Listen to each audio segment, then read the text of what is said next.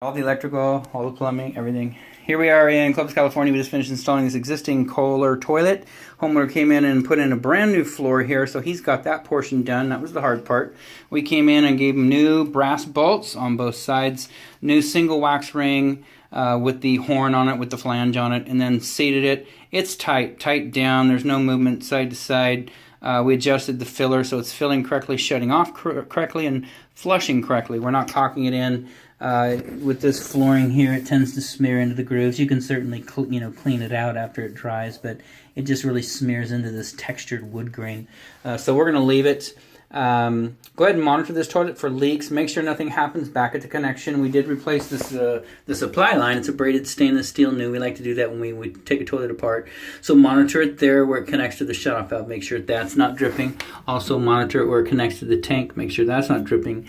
And then additionally, right here where the packing net is, just run your finger on that occasionally. You'll see any of it on this floor. If it starts dripping anywhere, you'll see it. Give us a holler. We'll come back out, take care of it right away. Outside of that, this installation is done.